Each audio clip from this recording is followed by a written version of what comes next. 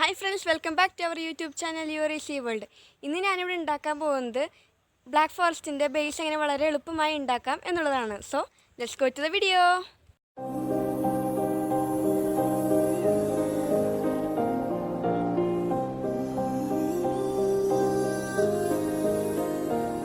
ഇതിന് ആവശ്യമുള്ള ചേരുവകൾ: 1 cup maida, 1/4 cup cocoa powder, 1 teaspoon baking powder, 1/2 teaspoon baking soda, 1/4 teaspoon ഉപ്പ്.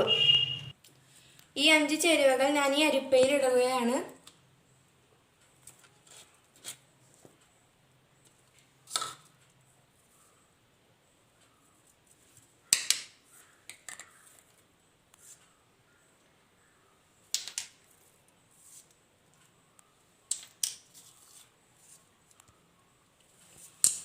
നമ്മൾ ഇത് 3 പ്രാവശ്യം അരിച്ചെടുക്കണം.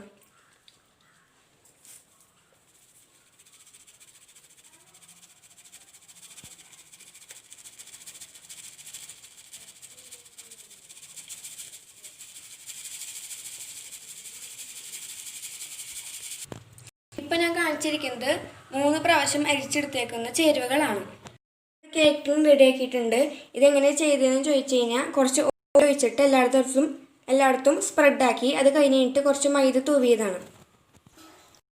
ഞാനിവിടെ 3 മുട്ട എടുത്തിട്ടുണ്ട്. 4 മുട്ട എടുത്താലും കുഴപ്പമില്ല. ഇനി നമുക്കിത് ബീറ്റ് ചെയ്യണം. അപ്പോൾ അതിനു മുമ്പ് ഞാനിവിടെ കുറച്ച് പഞ്ചസാര പൊടിച്ചിട്ടുണ്ട്. 1 കപ്പാണ് അതിൻ്റെ അളവ്. 1 കപ്പ് പൊടിച്ച പഞ്ചസാര എടുക്കണം. ഞാനിപ്പോൾ മുട്ട ബീറ്റ് ചെയ്യാൻ പോവാണ്. ആദ്യം സ്ലോയിലിട്ടിട്ട് ബീറ്റ് ചെയ്യുക. അത് കഴിഞ്ഞിട്ട് സ്പീഡ് കൂട്ടാൻ പാടുള്ളൂ.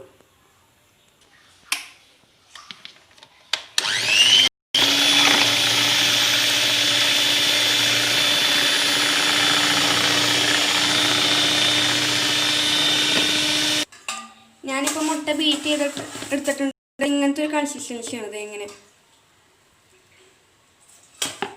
ഇങ്ങനെ ആവുമ്പോൾ നമ്മൾക്ക് 1 ടീസ്പൂൺ വാനില എസൻസ് ഒഴിച്ചു കൊടുക്കണം. മുട്ട എടുക്കുമ്പോൾ പ്രത്യേകം ശ്രദ്ധിക്കേണ്ട കാര്യം, മുട്ട തണുത്തിരിക്കാൻ പാടില്ല. ഉണ്ടാക്കണേക്കാൾ മുമ്പ് ഫ്രിഡ്ജിലാണെങ്കിൽ പുറത്തേക്ക് എടുത്ത് വെച്ചിട്ട് തണുപ്പാറിയിട്ട് ബീറ്റ് ചെയ്യാൻ പാടുള്ളൂ.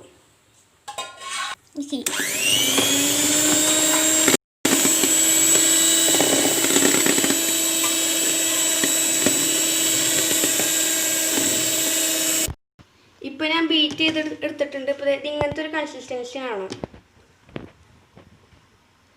ഇനി നമുക്ക് കുറച്ചീശെ പൊടിച്ച പഞ്ചസാര ഇട്ട് കൊടുക്കുക. ഒരുമിച്ച് കുറേ ഇട്ട് കൊടുക്കരുത്, അടിയിൽ കട്ട പിടിക്കാൻ ചാൻസ് ഉണ്ട്. ഇനി നമുക്കിത് ബീറ്റ് ചെയ്യണം.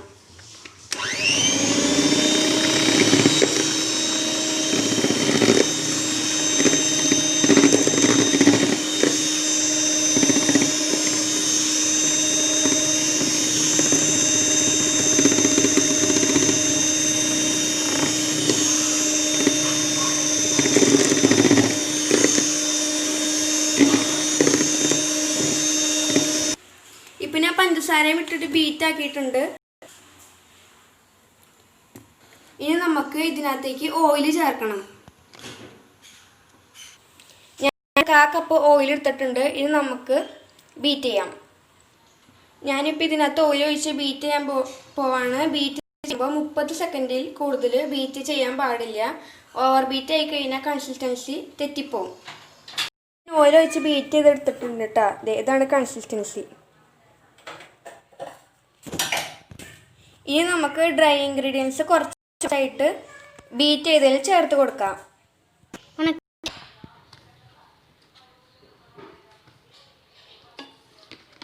ഇനി നമുക്കിത് കട്ട് ആൻഡ് ഫോൾഡ് രീതിയിൽ മിക്സ് ചെയ്യണം.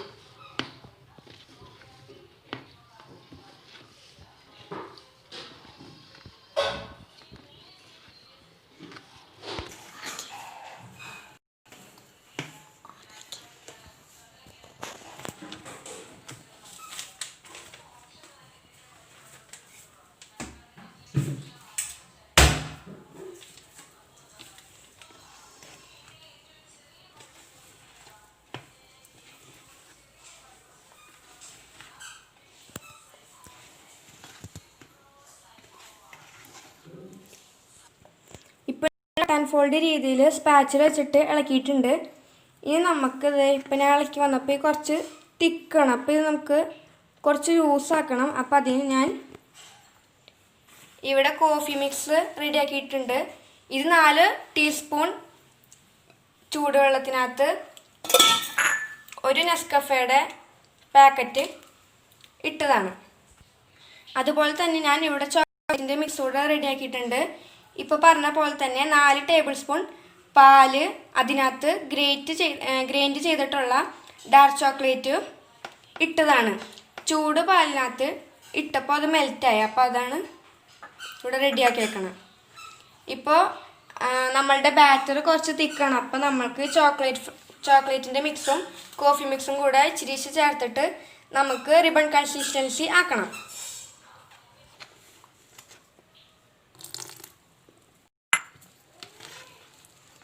ഇച്ചിരീശ് ചേർക്കാൻ പാടുള്ളൂ, കാരണം കൂടിക്കഴിഞ്ഞ് കഴിഞ്ഞാൽ അതാകെ ലൂസാവും.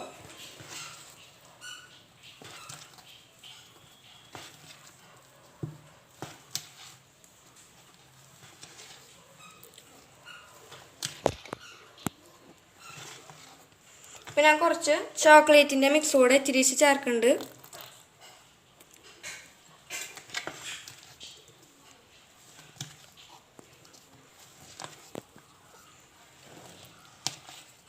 മിക്സ് ഒരുപാട് ചേർത്ത് ഭയങ്കരമായിട്ട് ലൂസാക്കാൻ പാടില്ല കേട്ടോ.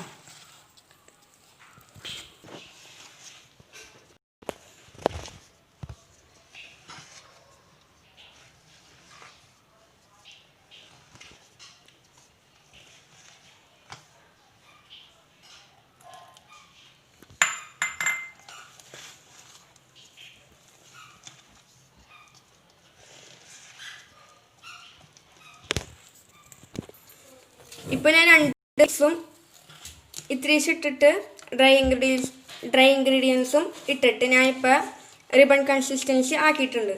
ഇങ്ങനെ മടക്ക് പോലെ വീഴണം.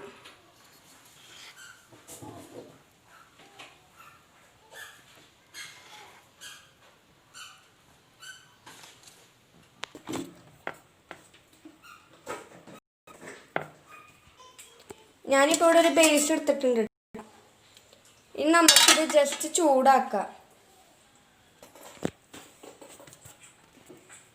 ഇപ്പം ഞാൻ ബാറ്റർ ഒഴിക്കാൻ പോവാണ്.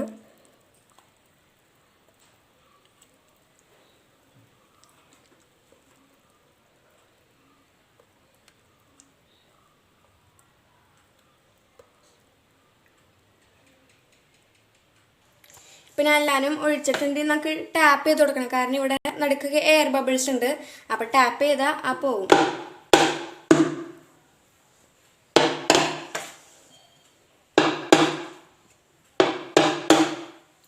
ഇപ്പം നമ്മൾ ടാപ്പ് ചെയ്തെടുത്തിട്ടുണ്ട്.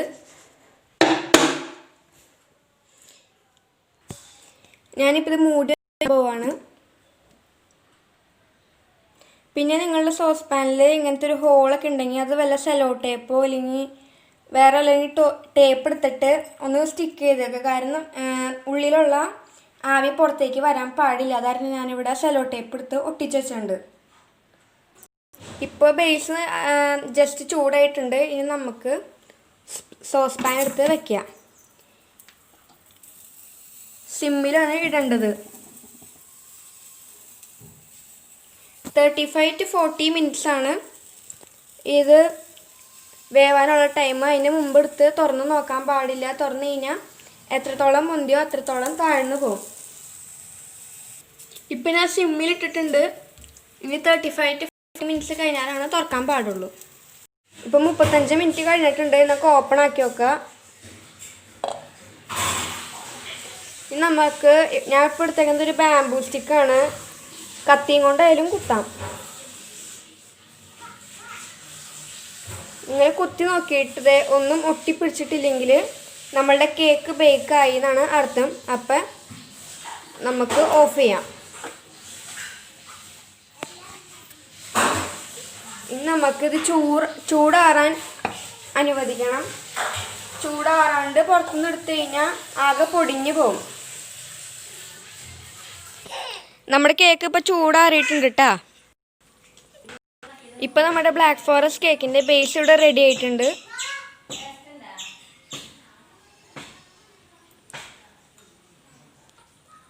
വളരെ എളുപ്പമാണ് നമ്മളുടെ ഈ കേക്ക്. എല്ലാവരും വീട്ടിൽ ട്രൈ ചെയ്ത് നോക്കണം. നിങ്ങൾക്ക് എൻ്റെ വീഡിയോ ഇഷ്ടപ്പെട്ടെങ്കിൽ ലൈക്ക് ചെയ്യുക, ഷെയർ ചെയ്യുക, സബ്സ്ക്രൈബ് ചെയ്യുക. അടുത്ത വീഡിയോ വരുന്നവരെ Tata, bye bye. Happy Christmas.